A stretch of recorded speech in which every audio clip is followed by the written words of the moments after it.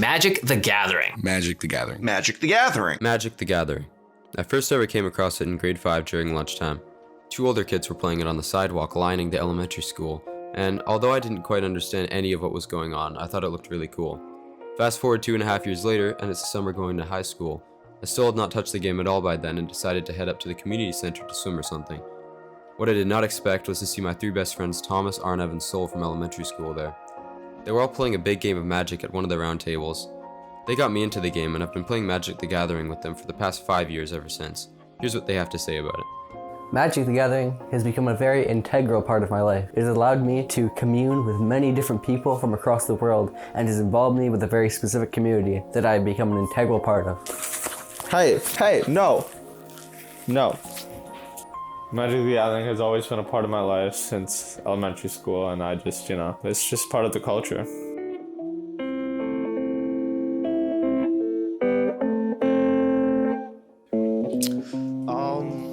As far as I can remember, it's like grade 6-ish. There were these 2 kids, Owen and Reese, and they just had 2 decks. It was like the Battle for Zendikar dual decks. They had some flashy cards in there, and everyone started to take interest, so I, of course, did, and then I started playing that way.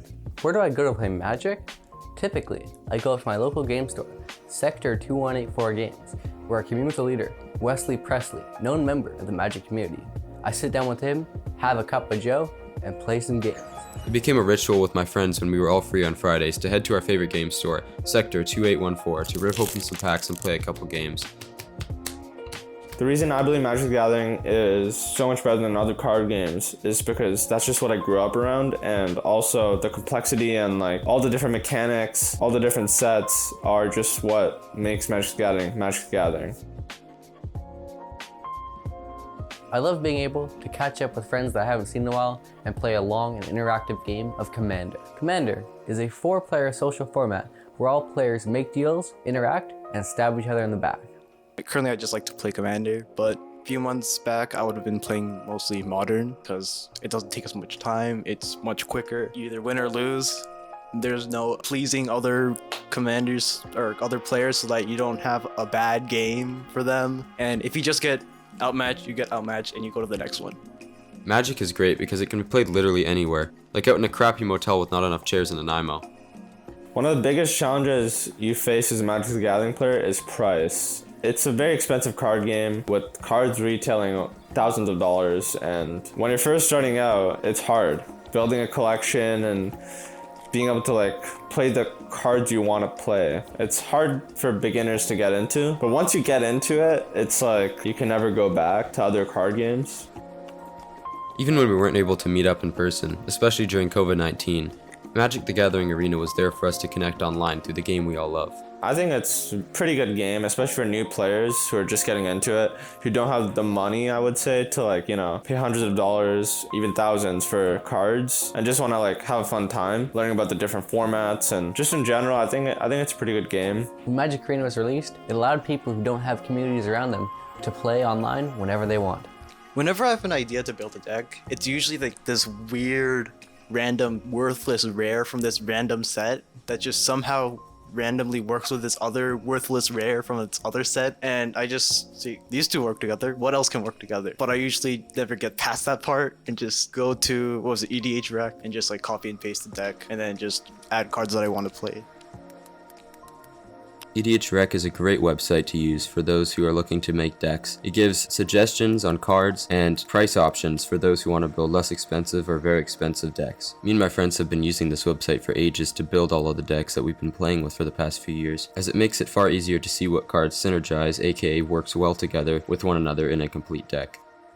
Biggest thing I've learned from going to Magic events is just when I first got back into Magic after a long break, I was with Justin and his mom said she would drive us to the store, pastime games and whatever. And I think it was during second round. There was this guy, he asked me, "Oh, do you have dice?" And I said, "No." And then this guy just came up, "Oh, here's some dice." And I still have the dice to the day. He gave me 1 D20 spin down and then 3 separate just 6-sided die, just so I can use for the night. or not for the night. I could keep them forever. And it showed me like there's still some people who are actually just kind, and that's the best way to play Magic. A lot of new players have joined in recent times, with popular creators like Post Malone promoting the game.